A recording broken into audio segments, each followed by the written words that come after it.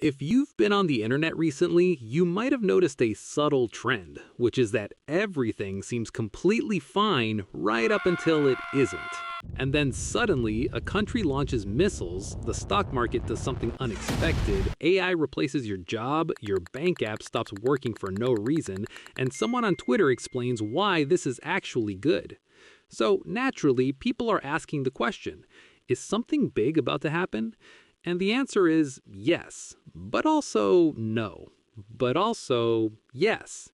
To understand why everything feels like it's escalating, we first need to understand how news actually works, because the news is not designed to inform you, it's designed to make you feel like you should keep watching.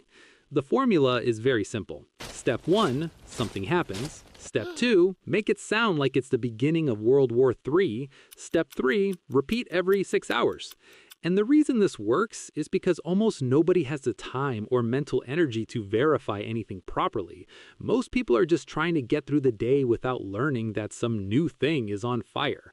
So they see a headline, feel a little stress, and then decide they'll look into it later, which they never do because later they are busy reading another headline about the first headline.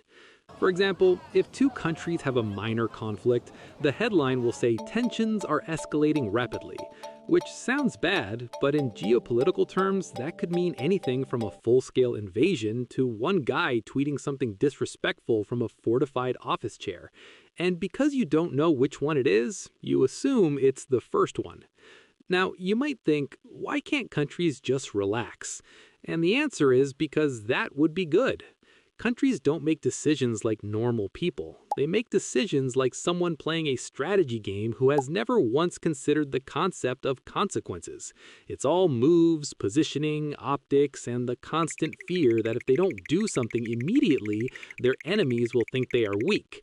Which is a very strange system when you think about it, because a lot of modern global politics is just grown adults trying not to look like they back down in front of the group chat. For example, if you're a country and another country does something mildly annoying, you have 3 options.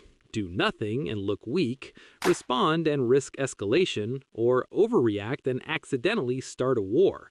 So naturally, most countries choose option 2, which quickly becomes option 3. This is what experts call a bad time. And the weird thing is that everyone involved understands this, which means the problem is not ignorance. The problem is that the incentive structure is insane. Nobody gets rewarded for being calm. Calm looks indecisive. Measured looks timid. Cautious looks like you don't know what you're doing. So even when the smart move is to wait, the political move is often to do something visibly dramatic and then explain later why it was necessary. To simplify things, think of global conflict like a ladder. At the bottom, everyone is pretending everything is fine. At the top, everyone is no longer pretending. Each action moves things up one step, and the problem is no one wants to be the person who climbs down first, because climbing down means admitting that maybe that was a bit much, which no country has ever done in history without immediately producing a 12-page explanation about how they were actually being provoked, defending freedom, securing stability, restoring order, protecting allies, or some combination of all 4. So instead, they just stand there on a higher step, hoping the other guy falls first. And once enough countries are standing on the ladder at the same time, the whole thing starts to wobble. Because now every move matters more. A small reaction becomes a big signal. A big signal becomes a bigger response. And a bigger response becomes a crisis, which is just the word we use when everybody realizes the ladder is starting to tip and nobody wants to be the one holding it. Now, here's where things get interesting, because in the past, bad decisions were made by humans, which meant there was at least a chance someone would hesitate. Now, we have AI, which does not hesitate. AI looks at a situation and says, based on all available data, the optimal move is escalation. And humans are like, yeah, that checks out. This is great for efficiency and terrible for not starting problems. Because AI doesn't think, should we do this? It thinks, can we do this faster? which is how you end up in a situation where a decision that used to take weeks now takes 3 seconds. Back when everything was slower, people at least had time to second guess themselves, sleep on it, call somebody, get yelled at by a colleague, maybe have a sandwich, and then decide not to do the thing. Now, there's a chart, a recommendation, a confidence score, and an executive summary that makes a terrible idea look very polished. And once that decision is made, you can't exactly say, hey, sorry, that was just the algorithm. That's the new problem with technology in general. Everything is faster, but not necessarily better. You can now generate a message, a video, a report, an image, a policy summary, and a fake expert opinion in the time it used to take someone to stare out a window and become embarrassed by their own thoughts. Which is efficient, but it also means the world has less time to correct itself. So if things haven't technically gotten worse, why does it feel like they have? There are 3 main reasons. First, you see everything instantly. Before, global events took time to reach you. Now you find out about them before the people involved do. You're sitting at home, and within 30 seconds of something happening on the other side of the world, 10 people on your phone are already explaining what it means for oil, the stock market, elections, and whether your cousin should buy gold. Second, everything is framed as urgent, because if it wasn't, you wouldn't click on it. That's really the whole game. Not just news, but everything online. The internet has become a giant machine for converting ordinary events into emergency language. If something is normal, it gets ignored. If something is mildly concerning, it gets a red circle around it. If something is confusing, it gets called unprecedented.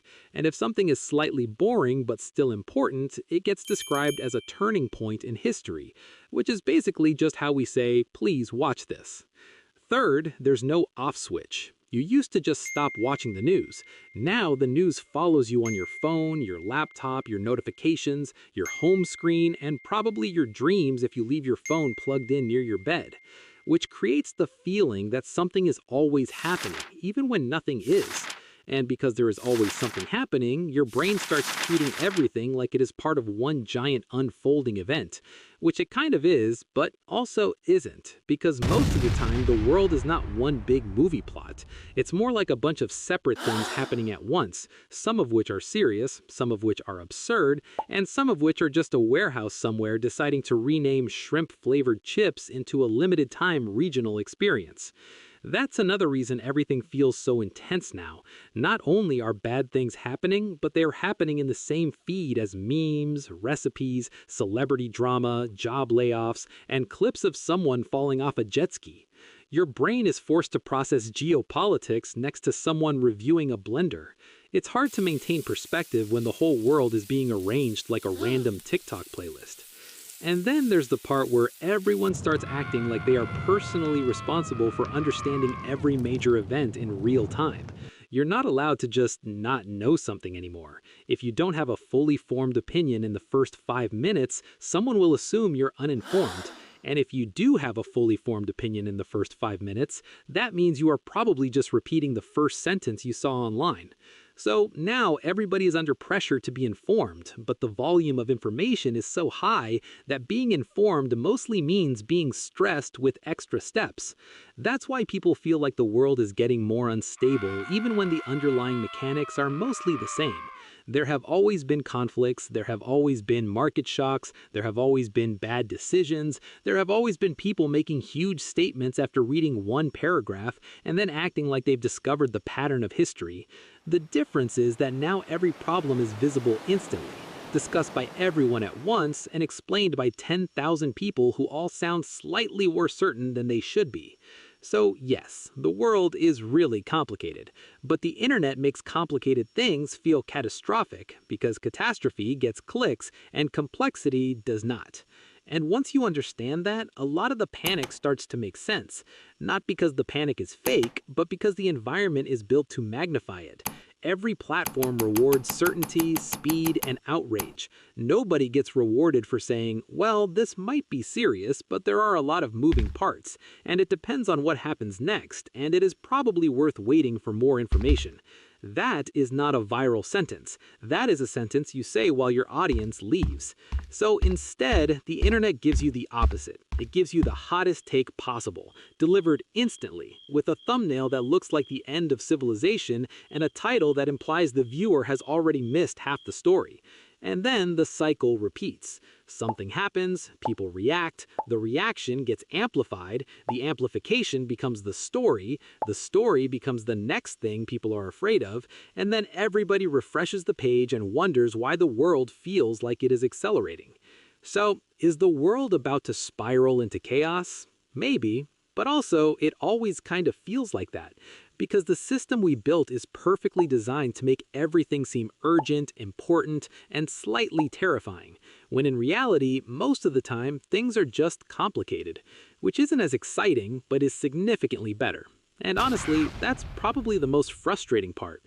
The internet teaches you to expect a giant dramatic answer to every problem, when the real answer is usually that a lot of people are making messy decisions under pressure while everyone else watches from their phones and pretends to be calm. So the next time you see a headline that says everything is about to collapse, just remember it might be true, but it's also been true every day for the last 20 years. Anyway, you can subscribe.